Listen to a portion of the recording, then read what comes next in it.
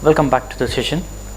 In this session, we'll discuss about constructing multi-column layouts. As we already studied CSS box model. In a web page, how we can achieve multiple columns. Okay, so one content in a one column and some other content in another column, and most of the websites you can see that web page. Okay, on a web page you can see that there are a set of options which is displayed left. So likewise, so how to construct multi columns layouts on a web page. So normally we already thought that we have a two option in order to bring elements out of the normal flow. So what do you mean by normal flow? So normal flow is what? Normal flow is what? From top to bottom and again left to right. Is it right? So this is what the normal flow. So we can take element out of this normal flow by using as we already studied, which we already taught in our previous sessions. So that is positioning and float. So by using these two options, so we can take elements out of this normal flow. So this multi-column layout is what the complex layout. It is not very easy to create a robust multi-column layout. So first we'll discuss what by using floats. Okay, so how to create a multi-column by using what? Float. Using floats to create columns. So that means I already mentioned that we have two options in order to take elements out of the normal flow. That is, one is positioning, another one is what? Float. So here using floats, how to create columns. So for that, our first step is what? So we need to float the container content to the left, and again, so we need to specify what? Width of the container. Okay, so this is what the first step. This container should have what? Fixed width, so that even when we are scaling the browser, it will always appear on the left side of the screen. Is that right? So that we can create multiple columns in a multiple containers, so that if you'll fix the width of that container, you can see 2 or 3 columns on a one web page. So one column is what? One container. Within that we can float the elements. Okay, so likewise we can create what? Multiple columns over here. And what about the other content? So which will float other non-floating elements. Okay, so other non-floating elements will flow around this floating elements. Here we had one drawback, that means when we are resize the screen, okay, web page. So if you resize that, one container will overlap with another, or else that non-floating contents will be go behind the or go under the floating elements. In order to avoid that, so we need to insert left margin.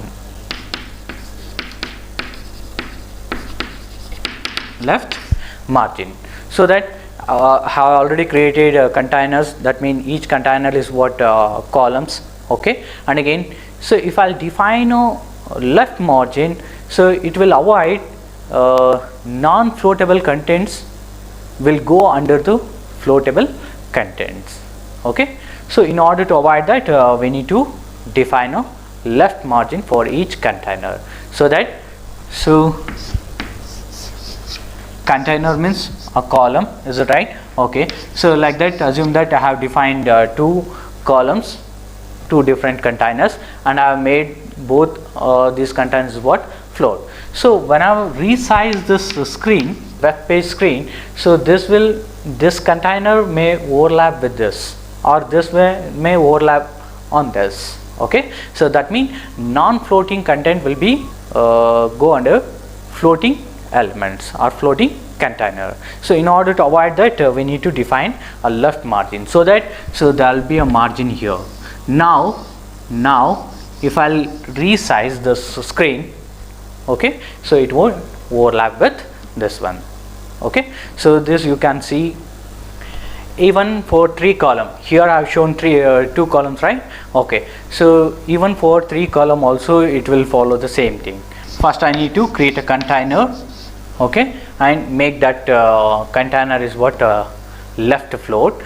So next one is what, in order to avoid that overlapping of a content, again we need to set what left margin. So even after that second step, we can avoid overlapping, but the problem is, so what about the background of the last column? That background color stops where the content ends, and that color is not descend up to the footer, so that may end somewhere else. So that means you can see what white patches on a web page. Here is what how we can design a multi-column web page by using what float. Okay, so this is what the initial source order HTML.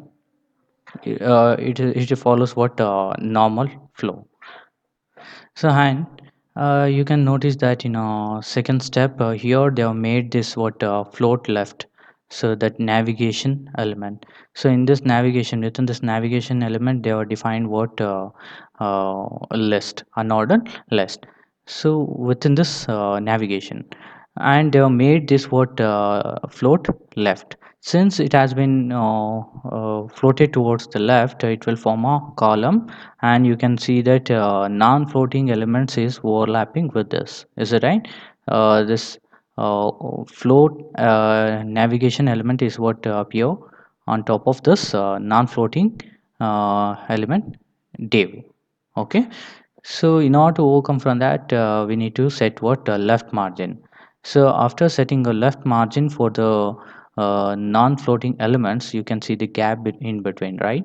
Okay, in order to avoid that overlapping, we need to define this left margin. That is what the third step. You can see this is what the example. Okay, once I will execute that without left, mean float left, and again I will make that float left. Okay, so control S. Now I'll come back to this form. If I'll refresh this, you can observe that okay, without float. Okay, since all are what block level elements, so all this will be appeared in a new line, and so that you can see that 3 different lines over here. And if I'll make that what float left, okay, control S. So left, float left, you can observe that output now. Okay, here we don't have margin padding or what border and all. Okay, so in order to differentiate it, I mean in order to separate these columns, either we need to insert padding or margin in between. Okay, so it's better if you'll use what left margin for all other remaining mean second and third column, and also for non-floating elements. That same thing will be continue with this 3 column layout. Here they have made what first column left float, and second column, that mean here you can see that, okay, that second column right float. Okay, it's not second column. Okay, that third column right float, and again second column it will be left as it is, but they were set what left and right margin, since we had column towards left and again column right side. Okay, so that's why we need to set a margin for this both the side, left and right.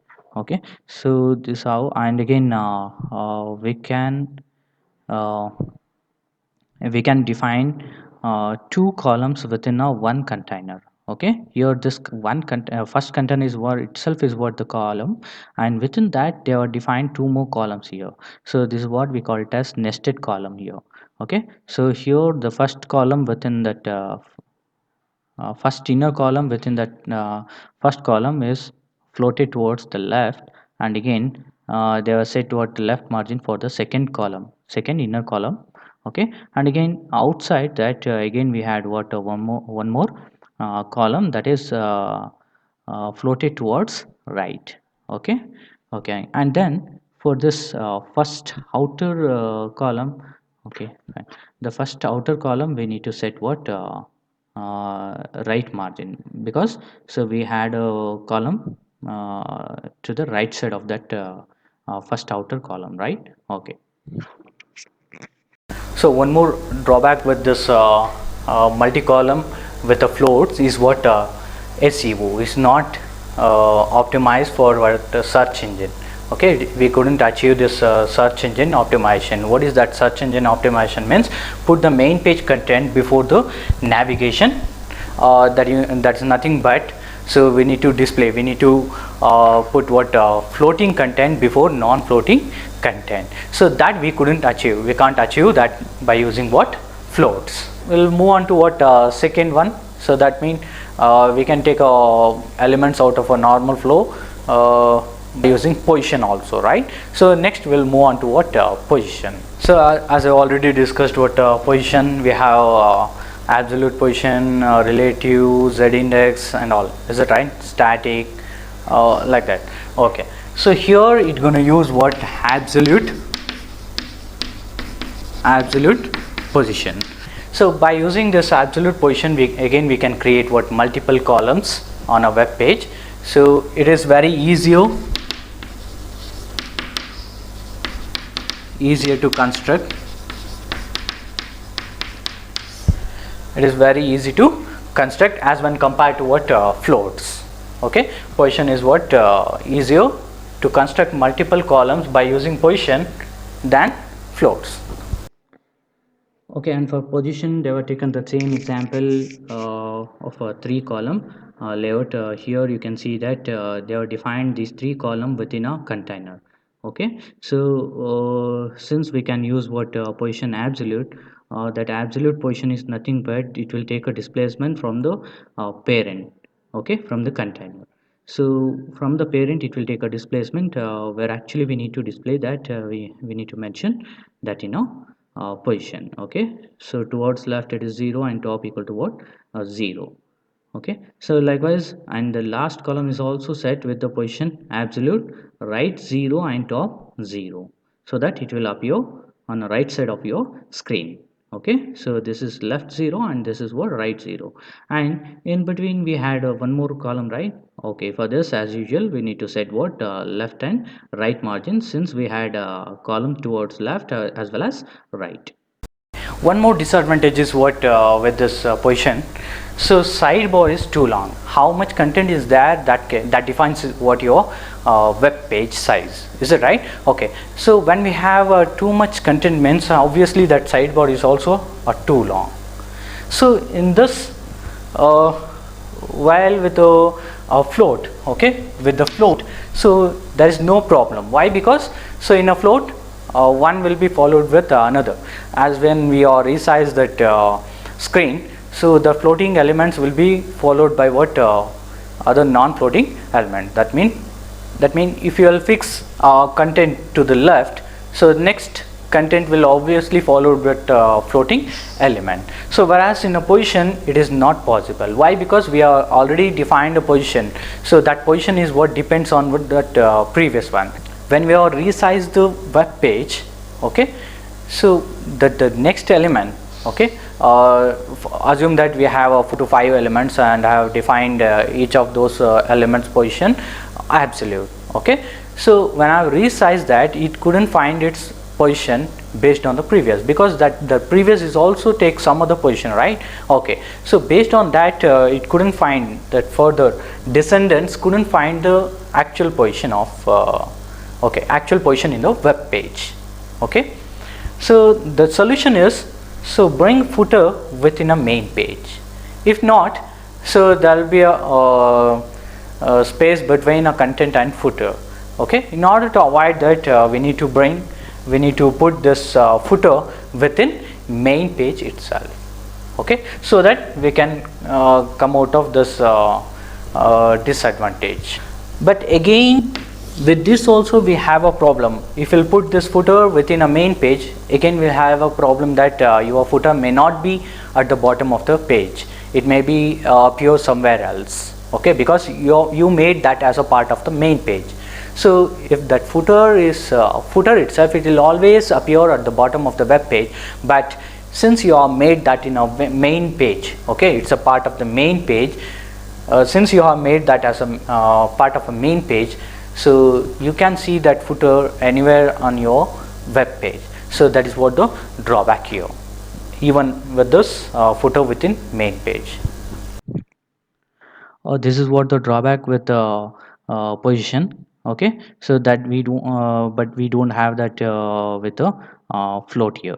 The first browser, first output is what the float example. Here we don't have that overlapping footer and all. Is it right? That problem we don't have in our first output, that is with the float. But we had a disadvantage with the position is what here that first column is overlapping on top of footer. So this we can overcome. Okay, this we can overcome by placing a footer within a main element. Okay, within main content. So we can place what footer, so that we can avoid overlapping of this column over footer. We can solve that multi-column advantages and we can achieve that multi-column by using what CSS layout. And again, our next topic is what approaches to CSS layout. So before into this topic, so now I'd like to discuss some few points. That is what when we open web browser on a mobile, okay, with the screen size 3.2, this resolution is what in hundreds. Okay, so 320 into 480. So whereas when come to a laptop or desktop, obviously that screen size is what quite larger than this mobile screen size, right? Okay, so assume that 21 inches screen. Okay, so that is 1920 into 1080 pixels. So resolution of this screen when compared to resolution of this mobile screen is what different, is it right? So this resolution is what quite more than the resolution of the mobile. So how we need to design a web page so that it has to match us with the both desktop monitor as well as mobile screen monitor. So this is what the challenge that every web designer is facing. The solution is, so the first solution is what fixed layout.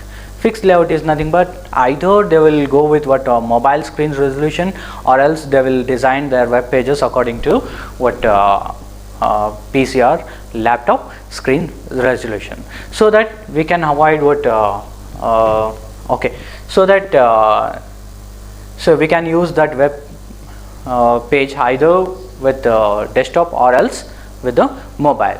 So what if we'll use a web page which is designed for desktop in a mobile?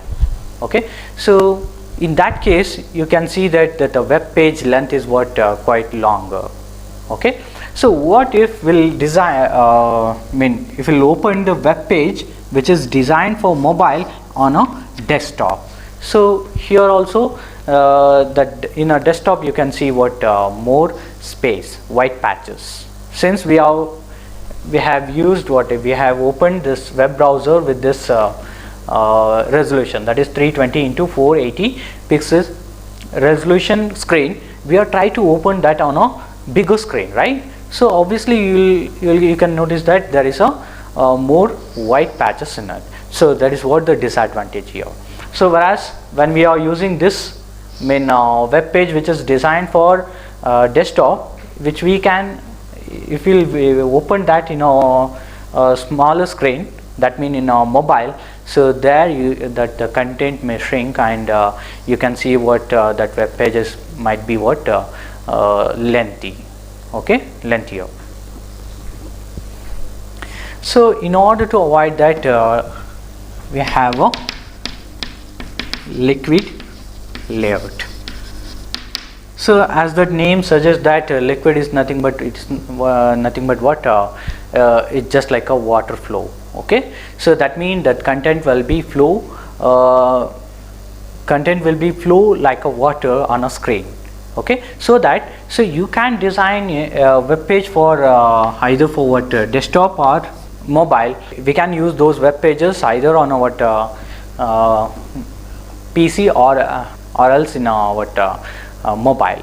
Okay, since it's a liquid layout, so that means layout itself is what floating, it will be fit to our screen resolution. A disadvantage is what with a liquid layout is what, so when we have a fixed length of code, that means image, so image will have what fixed length and width, right? Okay, so we can't resize that. What about the text content? So text content, so either it will be too long or too short. Okay, either it has to fit with this or this, right? Either that line is what maybe too long, too lengthy, or too short. So that is what the drawback of this liquid layout. This is what the example of a fixed layout. Here they are designed these three columns, and again they are using what width here. Is it right? Width is what 960 pixel. So that the total size of this layout is what 960 pixel, and you can see that extra space to towards right side. So in order to avoid this white space towards right side, they were set what margin left auto and again margin right auto. Since they have chosen this auto option, you can see that same margin distance towards left as well as right in a second output. Okay, as you can observe that here that fluid layout liquid layout depends on what browser window size, as when we resize the screen it will be automatically fit into that screen size. So that's why they move with what hybrid layout. So what do you mean by hybrid layout? It's a combination of both fixed layout as well as liquid layout. Some content we need to fix on a screen, right? Okay, so that we can fix by using what fixed layout, and again some content we need to float on a screen. That means so we make that content to fit into that screen resolution. In that we can use what liquid layout. So by combining both these, so we can achieve what hybrid layout. With the hybrid layout we can use that what web page on any device. Okay, so our next topic is what responsive design. So it's nothing but how that page will be respond for the change in browser size. Okay, so it's nothing but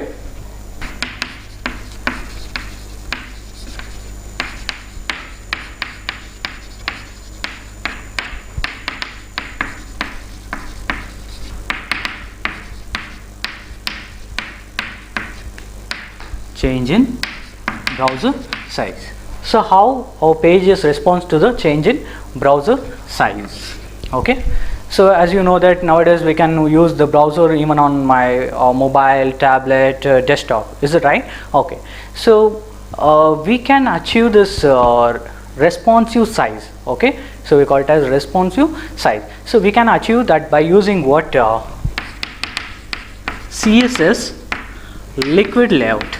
So as I already told you that, so liquid layout is nothing but it won't alter even when we resize the screen. So we can use the screen on any device, right? But still we have a drawback with this liquid layout. So what it means, in web browser we might have what fixed size images. Okay, so fixed size. Okay, so with the liquid layout we can achieve that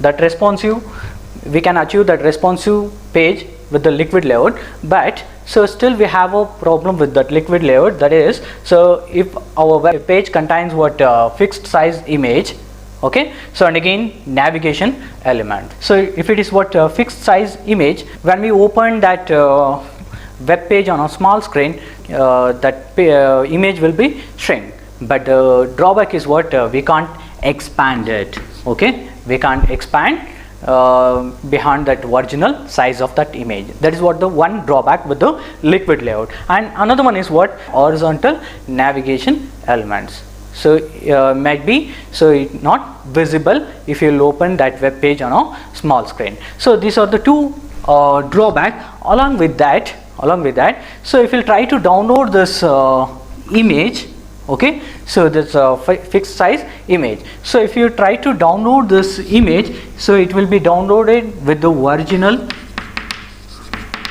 original size. Okay, so we can't expand or we can't shrink the size of the image, even though we have opened that in a mobile, that means small screen. So when we try to download that figure, so it will be downloaded with the original size. So this is what the drawback of liquid layout. So in order to achieve this responsive design, so we need to follow 4 steps. In responsive layout,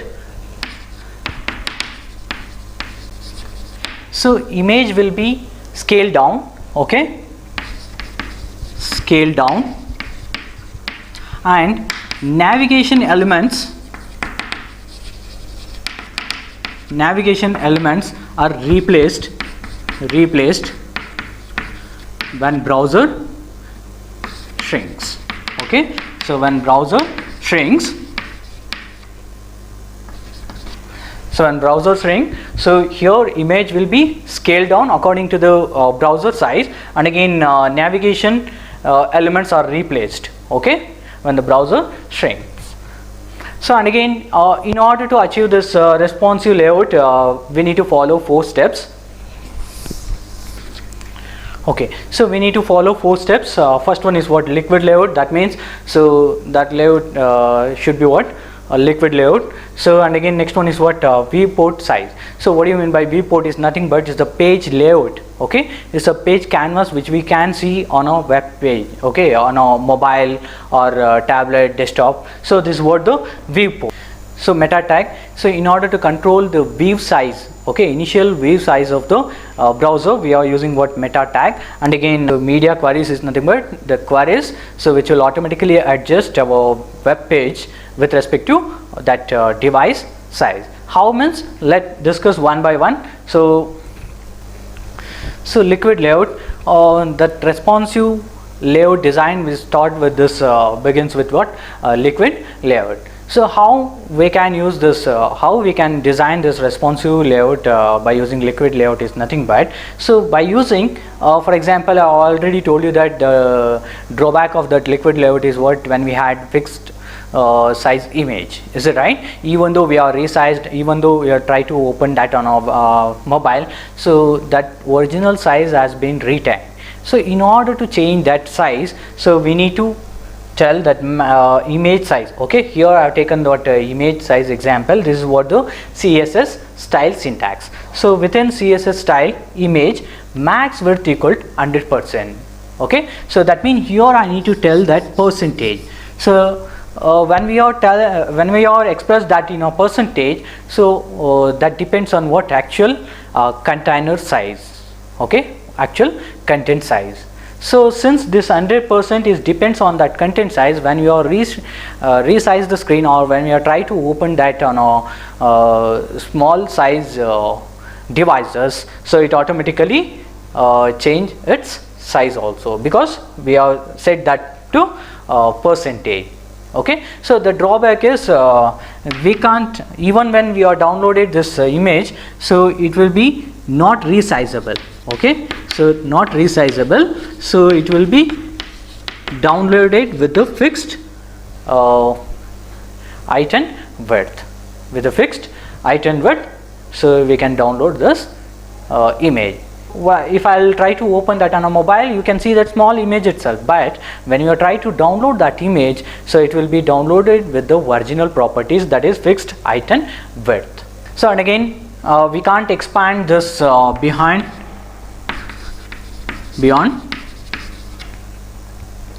normal size. Okay, beyond normal size, so we can't expanded. So that is what the drawback of a liquid layout. So that effective responsive layout is nothing but we can scale up or scale down the image according to the browser size, that the device size. Okay, that browser size is what depends on what viewport. What do you mean by viewport is nothing but it's a page on a mobile canvas is called a viewport. Okay, so when you try to open on a mobile means, so whatever the canvas which you can see that page is what the viewport. Okay, that is what screen size. So that is what viewport. So and again Safari browser has introduced meta tag in order to set this viewport. So for example, I will write it here. So within HTML and again head. Okay, so meta tag will always be defined within head tag. So meta name equals viewport. So name equals viewport, and within the tag itself, so content equals within double quotes width equals device width. So now if you try to open this browser on any device, so it automatically takes what that viewport size is what device width. Okay, so viewport size is what device width. That means it will automatically occupies so that entire device width. If you are trying to open that on a mobile, so mobile screen width is what the viewport. Okay, so by using this metadata, so browser is telling, okay, this HTML web page is telling the browser so about the size of that page. Okay, so and it depends on what device width. Suppose the device width is what 320 pixel, then viewport is what 320 pixel. If the screen size is what 480 pixel, okay, so then the browser size is what 480 pixel. So this width depends on what device width, in which device you are going to open this web page. By setting this meta tag, so this web page is telling the browser about the page width. Okay, so that you can see in a figure. So again we have a drawback, even though we have liquid layout along with this viewport, so that is, so it's gonna crop,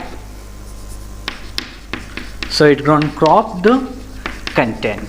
Okay, some content will be cropped. So that is what the drawback of this setting viewport. So for that we will move on to what third one.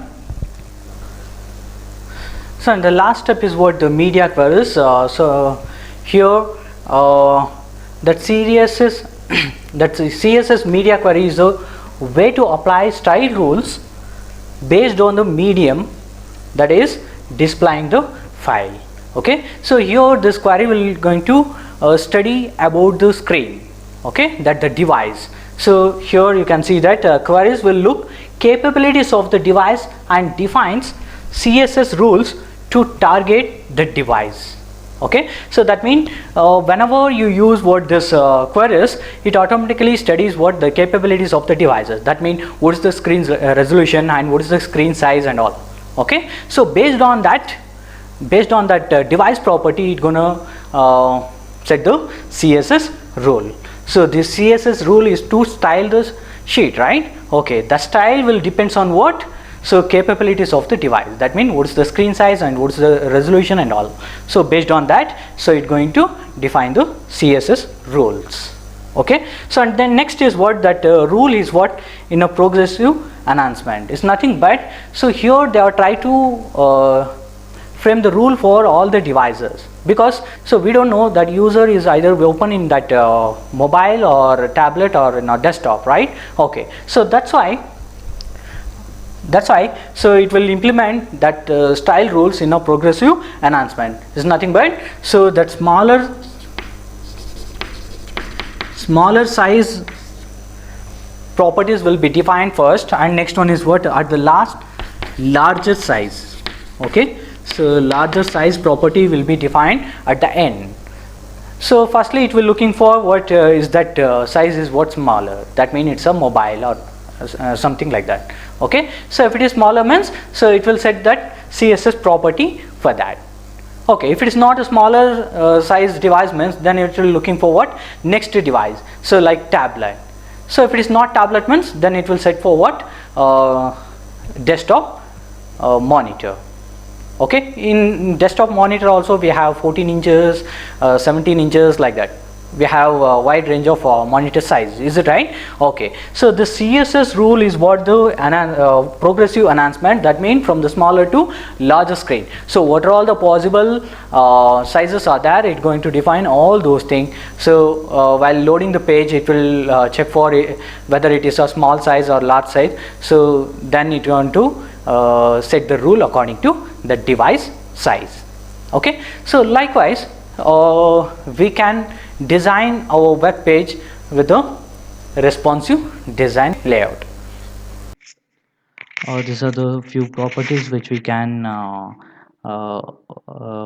we can examine by using media query. So that is width of the screen, height of the screen. A viewport is nothing but it's a screen size. Okay, and again device width, device height, and again orientation, and again color. Okay, so here with the help of this query, as I already told you that they have defined style for small screen first, then next is bigger screen for tablets and all, and then next comes desktop monitor. Likewise they're gonna define style sheet for all possible screens. Okay, all possible screen resolution. This is what the responsive layout design. Here we can use this. We can design a web page in such a way that it has to use. Okay, it can be used on any browser size. Okay, as when resize the screen, you can observe that image size is also changed according to size of the browser. Okay, our next topic is CSS framework. So in order to design a complex web page, so in order to create a complex layout, so it is not so easy to create complex layout. So whereas bigger companies they can hire quality experts, that means CSS design experts, in order to design such a complex layout. Whereas small scale or middle scale companies, so they can't hire them for that salary. So what they're going to do? Okay, so for them they were using CSS framework is nothing but pre-created layouts. So that small scale industries companies, okay, so they're going to use this CSS framework. So what do you mean by CSS framework is nothing but is a pre-created CSS classes, okay, or software tools. Either they're going to use already created CSS classes, so in order to create complex layout, so or else they're going to use software tools. So we have two types of CSS framework. So one is grid systems, so another one is CSS preprocessor. So first one is grid system is nothing but it's a multi-column layout. Okay, so we already know that so grid is nothing but it has both horizontal and vertical boxes, but here in web pages they're going to use horizontal columns. Okay, so it's a multi-column layout. So usually they're going to use 5 or 7 or 12 columns on a web page, and rest of the elements like text or graphic elements, so which will be designed, which will be aligned and sized according to the grid size. That text and graphics will be sized and aligned according to the grid. Okay, so how many grids are there and what is the grid size, so depending on that they're going to align and size the remaining thing like text and graphics content and all. Okay, so to fit into these columns. Okay, so next one is in order to design such a multi-column layout, so that is grid system, we have a software tools. Okay, so we have a software tools like Bootstrap, Blueprint and 960. Okay, so these are the tools which is available. Okay, and Bootstrap is what freeware. Okay, so these are the tools available in order to design such a complex layout, that is grid system layout. So this Bootstrap will support what 12 column layout, whereas this 12 or 16. Okay, Blueprint is what it's gonna support 24 columns. Okay, 24 column, and 960, so it's going to support 12 or 16 column layout. And each grid is nothing but column. Okay, so each grid will be created by using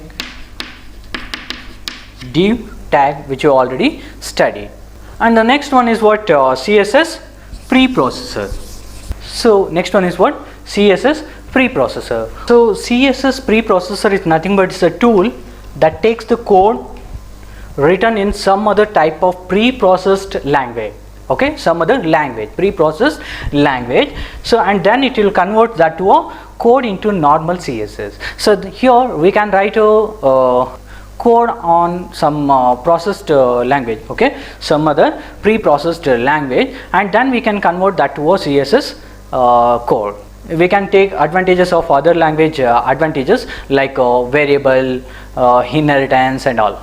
Okay, so like that, so we can use we can take advantage of those languages. So the real advantage of this CSS preprocessor is what we can use the facilities which is not in CSS, so which is there in other languages and it is not there in a CSS. Now we can use those facilities, we can use that facilities in order to design our web page. Okay, so that is what the advantage. And we can see that power of this CSS preprocessor with the color.